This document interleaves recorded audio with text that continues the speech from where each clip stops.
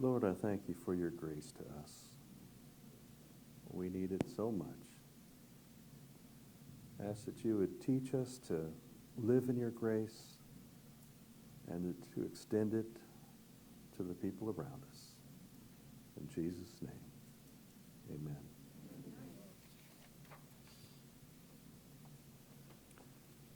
If you're joining us online, welcome to Abundant Life.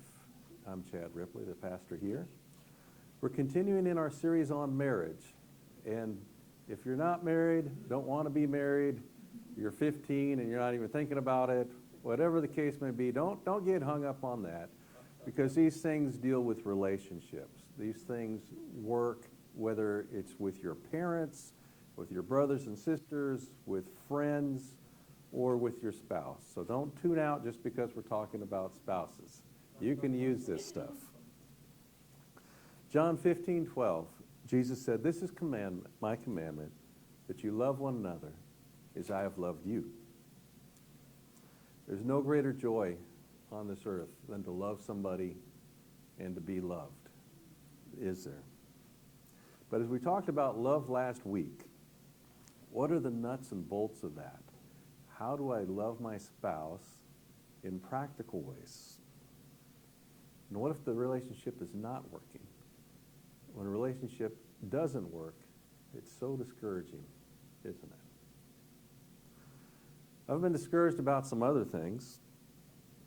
I've mentioned that after I retired, some weight creeped up on me, usually in the form of pies at Bill Miller's. But my clothes weren't fitting well anymore, and I thought, I know what I'll do. I will look up some things about nutrition. And so I did, and I was just overwhelmed. I thought, my goodness, I don't even know what I don't know. How am I going to get healthy? I am not a nutrition expert. How is this ever going to happen for me? Seemed hopeless. Maybe some of those things are like you feel in your relationships, right? It's so bad, it's awful. It's been bad for so long, you wonder how it can ever change. You don't even know what you don't know. It's a desperate feeling, isn't it? But I'm here to tell you, it's not hopeless. There is hope. Now, last week's sermon on the 4 horsemen of the apocalypse in a marriage, that brought a lot of feedback, both in person and online. Apparently, many of us have seen some of those 4 horsemen in our relationships. And some said, "Pastor, I got all 4 horsemen in mind." Well, that's not surprising, because if they go unchecked, they each feed on each other, don't they? They feed on each other and get bigger, each of them. Well, what do you do with that? I've mentioned before that with my nutrition problems, I called my cousin Phil, who's a personal trainer, nutrition expert. And, you know, I know a little bit about exercise, enough that I understood the exercises he sent me. I could do them. I knew what they were. But I told him, "Phil, I am completely lost on nutrition. I don't even know where to start. I think I'm doing okay, and then I'll go to a family gathering and, you know, I'll eat seconds, or if I'm honest, thirds. And then I'll have cake." I said, "Cuz, what do I do?" And he said, "Chad, I've found that when my clients just do little tweaks in their eating, in their nutrition, it has big results." And he said, "Let me give you an example." He said, "You know, I went to a Thanksgiving dinner too, and there were so many desserts on the counter. But this is what I did." He said, "First, I got some turkey, and I ate all the turkey I wanted to eat because it's delicious and it's lean protein, so I know that's going to be good for me, right? So I ate turkey until I was almost full of turkey. And then I went and got all those delicious sides that I love. I got green bean casserole. I got mashed potatoes and gravy. I got stuffing, and it wasn't even stovetop. and I got cranberry sauce. All those things that I love, but since I had already eaten the turkey, I didn't get as much of that. Didn't need as much of that. And when I finished those sides, I was satisfied. I wasn't hungry anymore. He said, you know, Chad, I think I had one cookie for dessert, and I wasn't even tempted by all those pies sitting on the counter. Well, I thought, well, that sounds pretty simple. I think I could do that. Well, let me give another question. I said, well, you know, on the chart that I send you, I'm not getting enough protein. I don't know how to get more. What do I do with that? Smart guy, right? Smart guy's implied. And he said, well, Chad, I've noticed that you eat yogurt. What kind of yogurt do you eat? Well, I don't know. I walked over to the fridge and pulled it out. And I had 2 kinds of yogurt. One had 4 grams of protein in it. One had 12 grams of protein in it. Well, which kind do you think I buy at H-E-B now? Right? So I still eat yogurt several times a week, but now it's yogurt that has less calories and more protein. Small changes, simple tweaks. Well, he was on a roll, but I figured I could stump him. All right, what about fast food, Cousin Phil? I said, sometimes I'm out, and here I sounded like a saint. Sometimes I'm out doing things for the church. Or fulfilling my responsibilities as the police chaplain.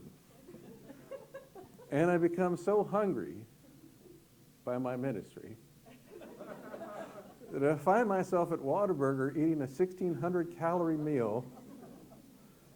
To hit 1,600 calories, I'm telling you, all you got to do is have a cheeseburger, fries, and a small shake, and you're there. What do I do with that? And Phil had to admit, he said, you know, I do love Whataburger. He said, but this is what I do. He said, when I go to Whataburger, I order off menu. I said, what's that? Well, I'd tell him, I just want 2 grilled chicken breasts and a side of bacon and a side of guacamole. He said, it's delicious, it's fast, and most of the time it's cheaper than their meals. Phil's on a roll. He said, well, I'll ask about Chinese food, another one of my favorites. I said, well, how much difference is there between fried rice and steamed rice? Because fried rice tastes so much better. And he said, Chad, I'm not really worried about fried rice, but Chinese food is fine. He said, you don't get into problems with Chinese food until you're, you know, getting the fried chicken dishes and you know, egg rolls, things that are fried. Couldn't stump him. I started to feel some hope well up inside me about my nutrition, right? They were just small changes, little tweaks that I could do to make a difference. And that's what I'm bringing you today about your marriage, or about your relationship with your kids, or your brothers and your sisters. Small changes, little tweaks, things you can do that make a world of difference.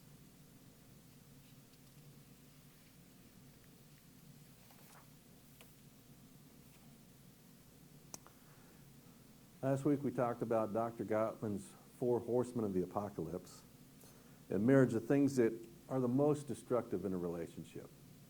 We had criticism, contempt, defensiveness, and stonewalling. Those were the things I said not to do. That was the not to do list. Now this week, today, we're going to talk about the do-do list.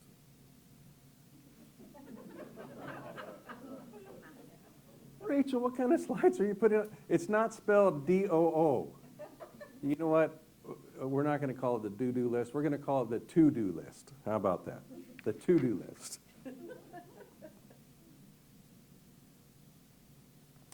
Last Sunday, we mentioned some of the studies that Dr. Gottman did on married couples, and some of them were very long-term, discovering what works and what does not work in a relationship. He studied couples from the time they were married through childbirth and beyond. And some of those couples fell apart. They got divorced. some other couples that he'd studied, they were still together, but everybody wished that they weren't, right? You know, they sit on a couch and they're both chewing on a towel at the same time. Just hate being together, right? And then there were some that seemed like they were flourishing years later, after children, a long time into the future. They seemed happy. They had a healthy relationship. They enjoyed each other's company. Those people that were living with a happy marriage, a happy relationship, he called them relationship masters. And the ones that were together but hated being together, the ones that had fallen apart, he called them relationship disasters. And he wondered, these relationship masters, what did they do that was different? Was there something they did instinctively that other couples could learn to do purposely? There's something to be learned there. And he found out that it wasn't just how couples handled conflict that mattered. Friendship mattered a lot. An intimate friendship. The couples that had an intimate friendship, did three things consistently. And you can do them too. The first one he called building love maps. Well, what does that mean? Just what it says up there. You begin to know your partner. What's in their heart? What are their dreams? What are their fears? Who do they like in their family? Who do they go, oh no, they're coming for Thanksgiving? You begin to know your partner and to be known by them. Well, how do you do that? Well, you ask questions. This isn't rocket science. It's simple. If you don't know, you ask. Dr. Gottman said, if you really want to change your life, for the next 2 weeks, make 50% of the things you say to people questions. You'll be amazed at how people open up. They want to tell you their feelings. They want to tell you what they're thinking. They want to tell you their dreams. People are waiting for you to ask, but so few people ask. Most of the times, we're not asking questions when we talk to people. We're broadcasting announcements. Thus saith the Chad, you know. We're displaying our own opinion. We're making declarations, announcements, broadcast. We're not asking questions. That's a rare thing. Ask your spouse a question. Dr. Gottman said when he was trying to get one of his books published, he thought, you know what would be fantastic is if the publishing company spent a lot of money on advertising for me. And so he went to their office to make that pitch. And the guy that held the budget wasn't budgeting. He wasn't budging at all. Finally, he said, look, Dr. Gottman, tell me in 30 seconds one thing I can do that will improve my marriage.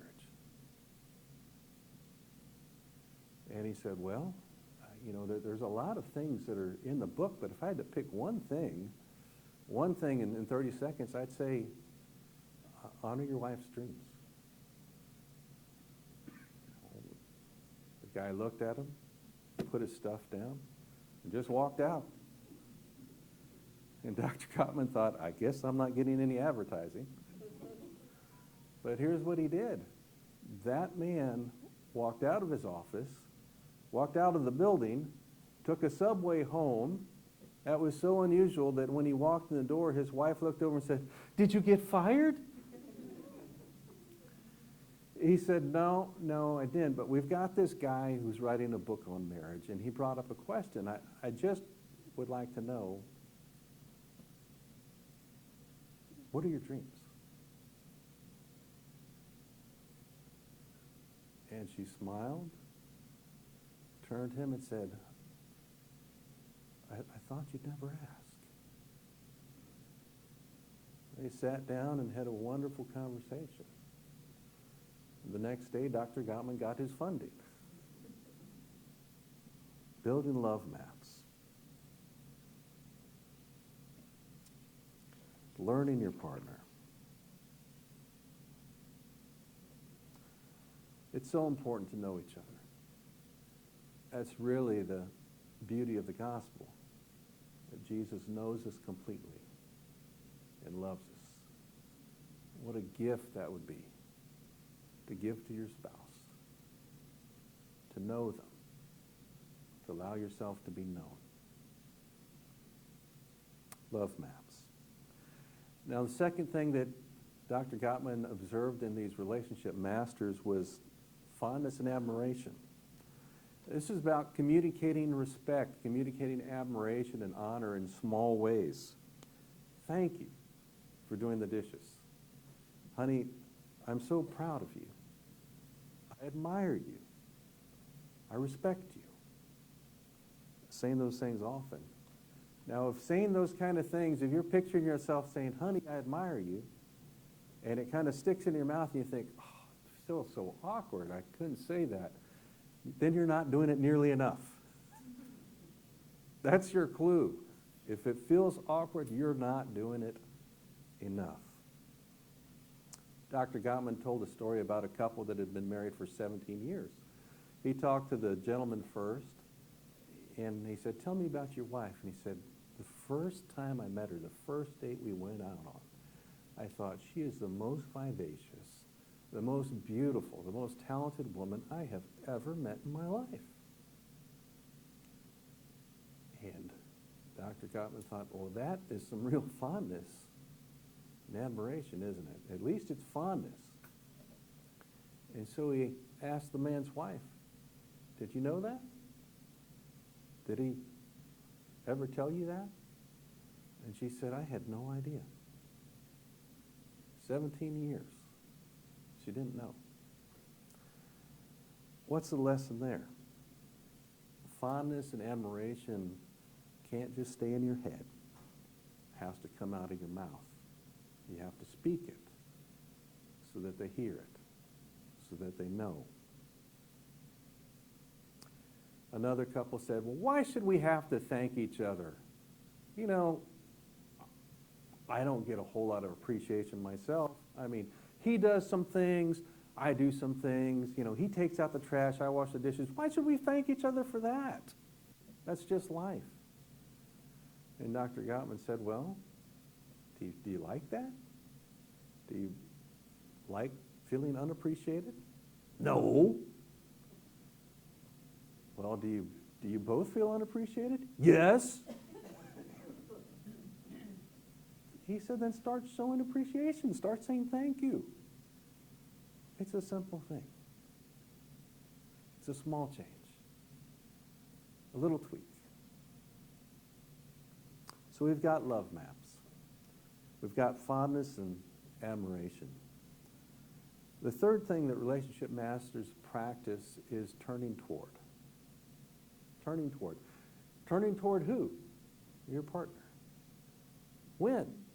Well, when they make a bid for an emotional connection, when they make a bid for attention. Oh, what does that look like?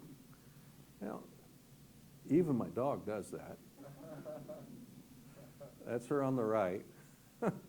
She does that to this day. If she wants attention, she'll come up to me and she'll put a paw up. And she wants to shake hands or hold hands, and she might just leave it up there until I take her paw. Or yesterday she came up and stuck her snout under me and then lifted it to flop my hand onto her head so that I could pet her. That's a bid for attention. It's a bid for attention. So what happens next? Well, I give her that attention. I pet her. I talk to her. We have that connection that she's asking for.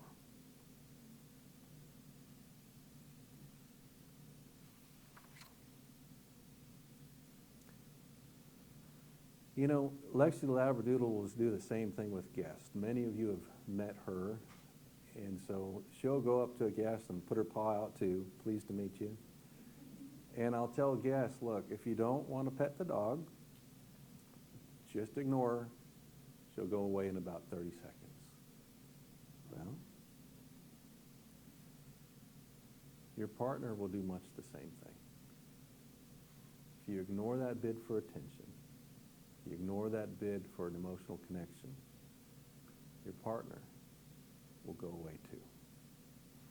He gave the example of one of the studies. They had an apartment set up, and the apartment was set up overlooking the ocean. Beautiful view of it. I know. I think I would like to be part of that study as well. Maybe I could take the Labradoodle. I don't know. There's beautiful picture window. And so he noticed that couples would be there. One might be looking out the window and saying, "Hey, honey, look, that's a nice boat." And then he watched what the other person did. Sometimes they would put down what they were doing, look over, "Huh, that is a nice boat." And then go back to whatever they're doing. But that's turning toward. That's turning toward your partner, right? It's making them feel important. He had some that he called enthusiastic turning toward. He'd be doing something. "Hey, honey, look at that. That's a nice boat." "Wow, that is a nice boat. Hey, have you ever thought maybe we should quit our jobs and we could buy a boat like that and we could sail around the world together, just you and me, honey?" Well, that was an enthusiastic turning toward. And others, "Hey, honey, look at that. It's a nice boat." Nothing, right? Nothing. Dr. Gottman would call that turning away. Now, what are the odds that if you ignore your partner when they make a bid for your attention, that they're going to rebid for it? "Honey, I said that's a nice boat. Look at it." The odds are zero. They're zero. It won't happen. If your partner makes a bid for your attention and you ignore it, they're not going to rebid for it. And you can see them almost crumble at being ignored. They do some face-saving techniques, pet the dog, shuffle papers, act like they hadn't just asked you to turn and look, because you've turned away from their bid for attention.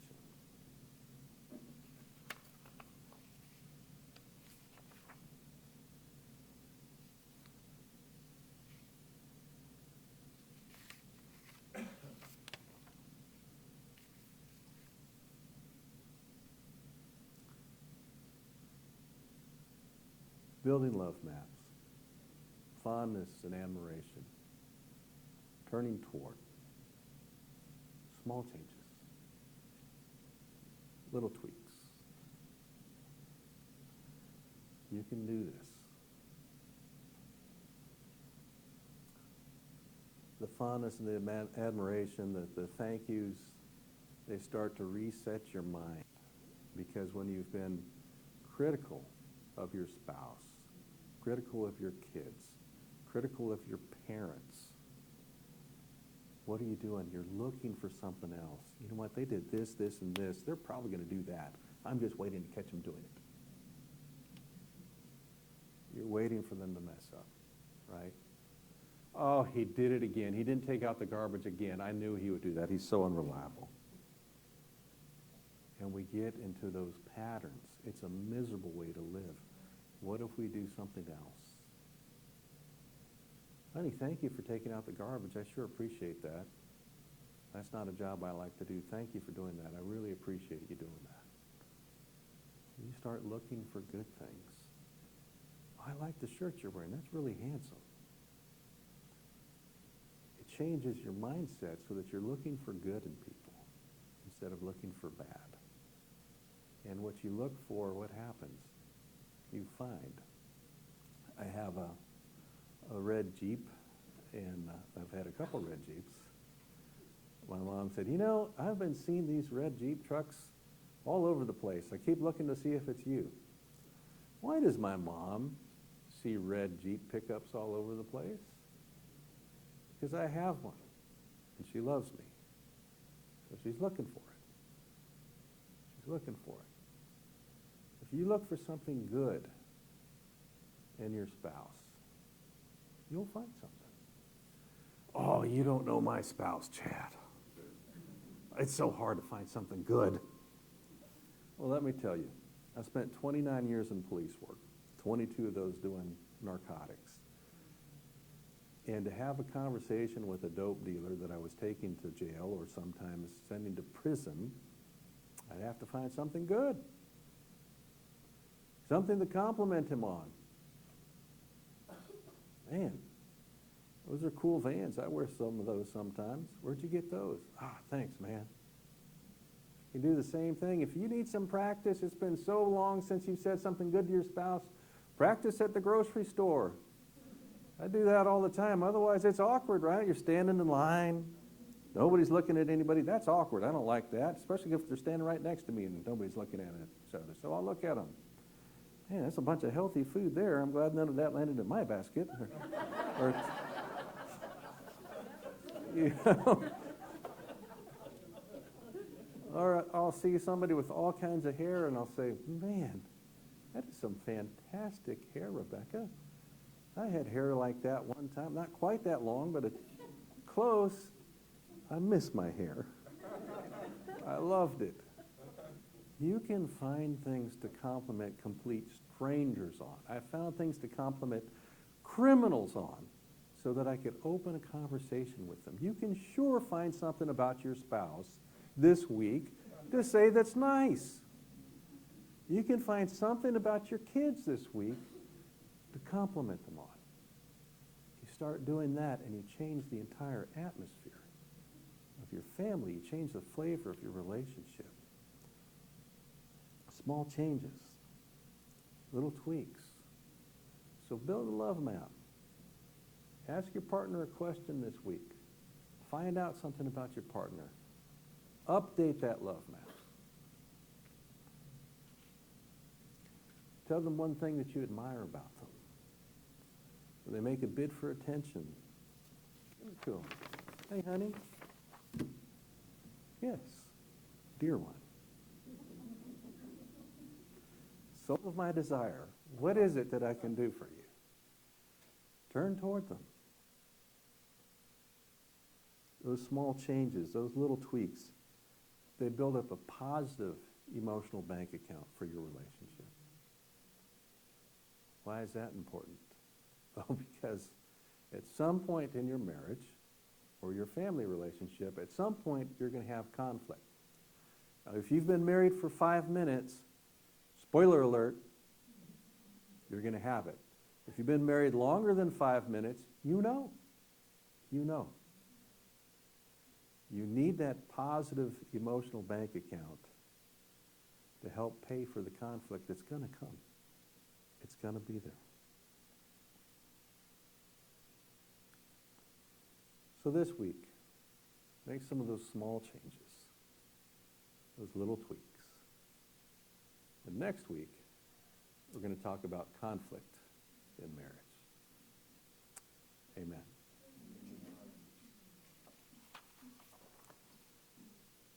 Have any comments or insights about the message this morning? Angela.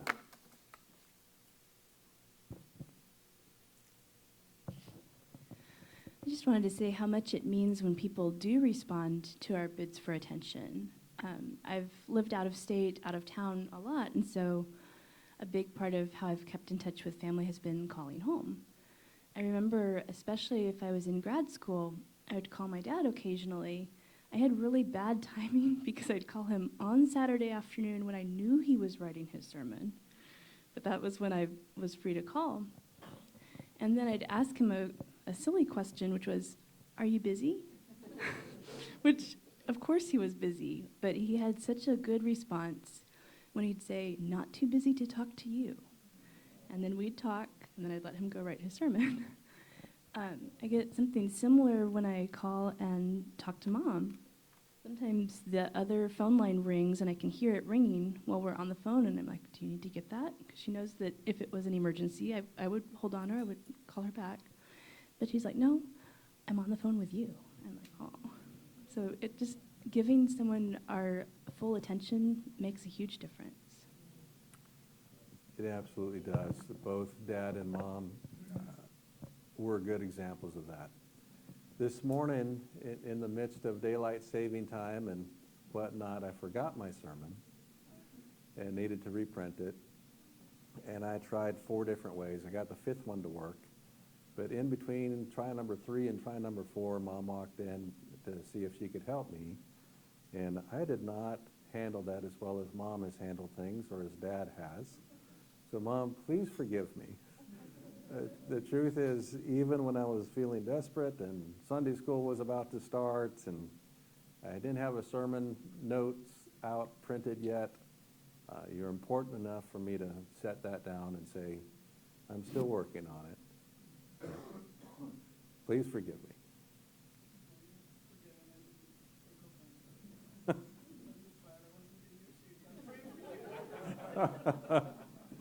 You almost got to see me preach without notes this morning. Anybody else have a comment? Yes, Diane.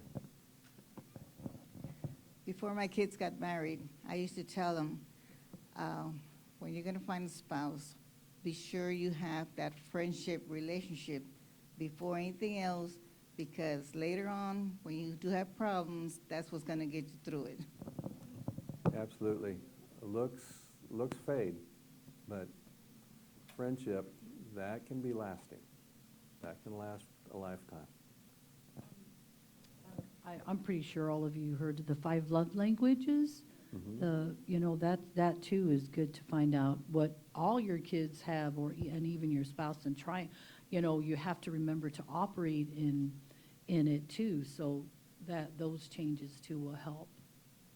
I think so. I think that's part of, Dr. Gottman called it love maps, building your picture of your partner, and part of that is how do you best receive love? What feels good to you? What do you enjoy hearing? Whether that's, I think they call it words of affirmation, or gifts, or acts of service, quality time, physical touch. Find out what is it that your partner enjoys. What's the best way for me to say, I love you? How do you hear that? How can you hear that? That's a good point. Yes? Pastor Chad, I just wanted to share what you talked about from a workplace perspective. So, when I was working for the airlines, the folks that I was responsible for would make, they'll do their job, but some of them will make mistakes. So, of course, when they make a mistake, right, they say, okay, time to go into the office, right? So, if the mistake was there, yes, we went into the office, but that session that I had with the employee, we called it coaching for success, right? And so, of course, you need to identify to the employee, what he did wrong, but then you also provide a solution. So, believe it or not, that encounter can probably last, from 5 to 10 minutes, but in 5 to 10 minutes, guess what? The atmosphere changes, because the employee is thinking, oh, he's going to throw the book at me. But you know what? To their surprise, guess what? The book is not thrown at them, because you're coaching them for success. And I just wanted to share that.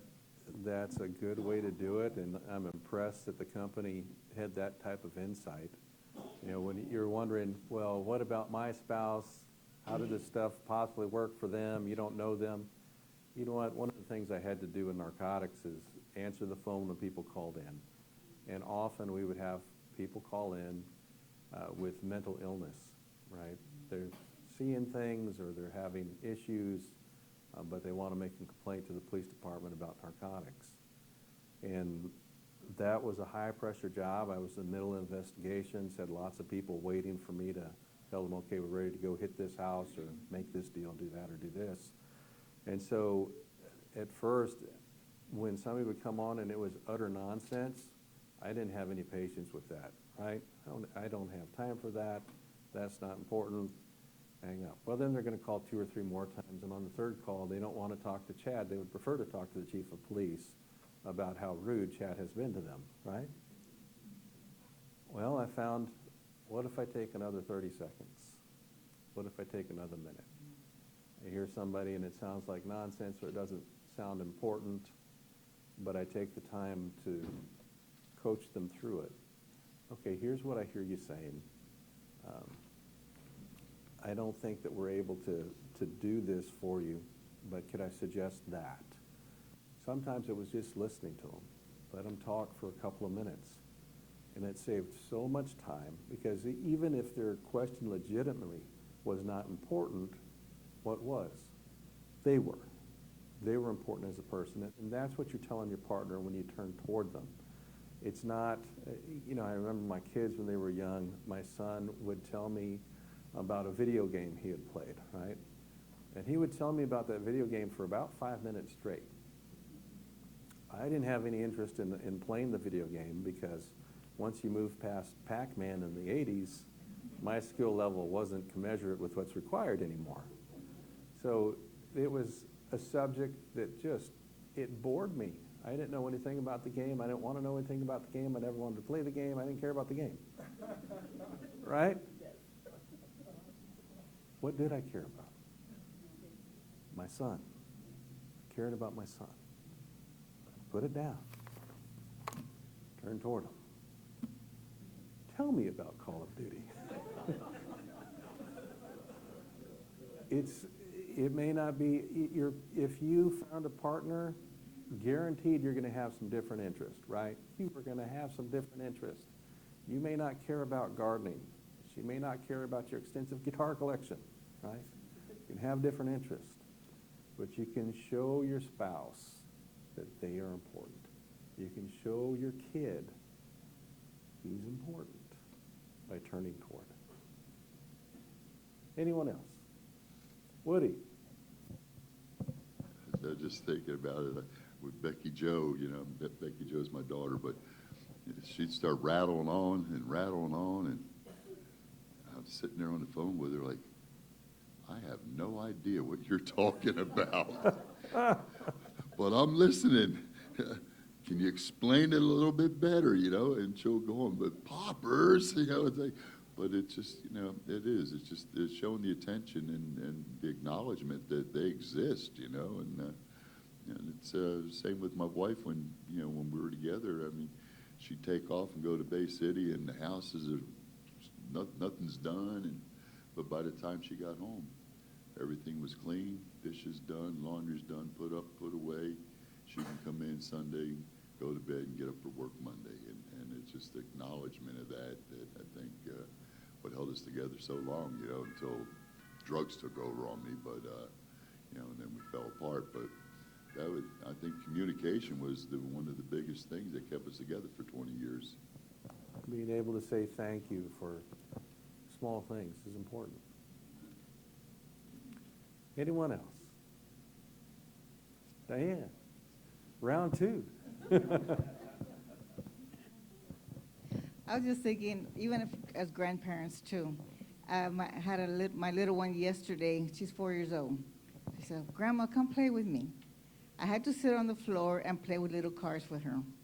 I thought, well, that's what she wants to do. And I figured, well, I don't know how much longer I've got on this earth, so I'm going to make the best of it. And yeah, sometimes it's a little harder doing some things, but if I can do it, I'll do it. Yes, I've told parents, I remember, this will tell you that I'm a dinosaur, but back when we had newspapers, for you younger ones, it's like the internet, except it's on physical paper, and you have to turn pages, so it's weird, no swiping or scrolling. But I'm reading the paper, and I've gotten done with the shift. All I want to do is sit and relax, and my son came up to me and pulled the paper down a little bit. Dad, do you want to play with me? And the truth was, I did not. I didn't want to. I wanted to relax. I wanted to read the paper, maybe eat a snack. That's what I wanted to do. But what I said was, yes, I do want to play with you, son. Let's play. And so we did, whether that was cars or Legos or whatever it was, we played. And I made a decision then, anytime my children come and ask me, Dad, do you want to play with me? The answer is always yes. Always yes. Now, I don't remember the things that I missed out on by playing with David and Allison, whether it was a newspaper or a TV show or some project I wanted to get done. I have no idea what I missed out on, but I do remember what I gained. I got to have a relationship with my kids. I have kids that are adults and still love me and want to spend time with me. So that's a great thing when somebody you love comes up to you, makes that bid for attention. Give it to them. Give it to them. All right, we're going to move on to announcements. Tomorrow is our next ladies' brunch and Bible study at 10:30 at Sharon Ripley's house. There's a sign up in the back. If you haven't signed up already, sign up today so that she knows what kind of food, how much to prepare. And then next Sunday is going to be our monthly ministry to the homeless. So if we have some folks that can stay a little bit after church and make sandwiches and lunches, some of us are going to go downtown and hand those out.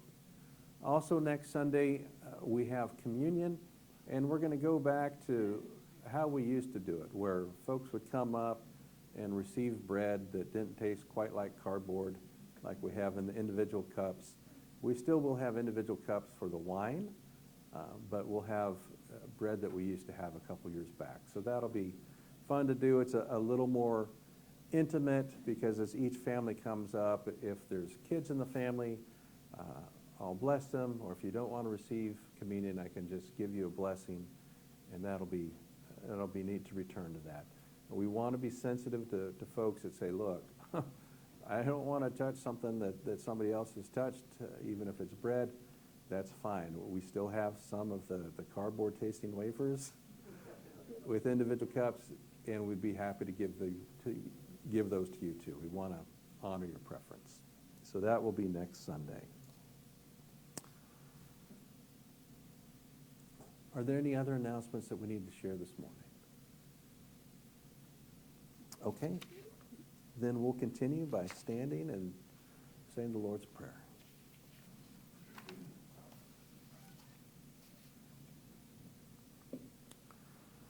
Our Father, who art in heaven, hallowed be thy name. Thy kingdom come, thy will be done, on earth as it is in heaven. Give us this day our daily bread. Forgive us our trespasses, as we forgive those who trespass against us. And lead us not into temptation, but deliver us from evil. For thine is the kingdom, and power, and the glory, forever and ever. Amen. Our message was as much about extending grace to each other in our families, in our relationships, as anything else. So as we receive the benediction, let's remember where we get that grace from. The grace of the Lord Jesus Christ, the love of God, and the fellowship of the Holy Spirit be with you all. Amen. After our last hymn, if you need prayer this morning, if you go out that door and immediately to the left, we'll have folks there that are happy to pray with you. Let's remain standing for our closing hymn.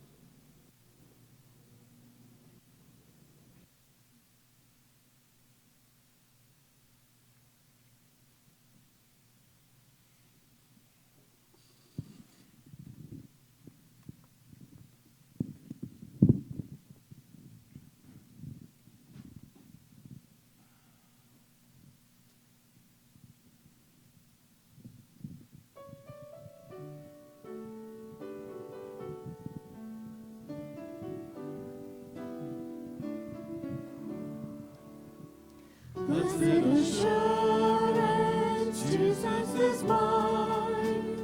Oh, what a foretaste of glory divine.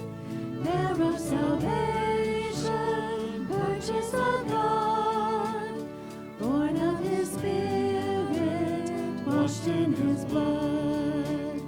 This is my story.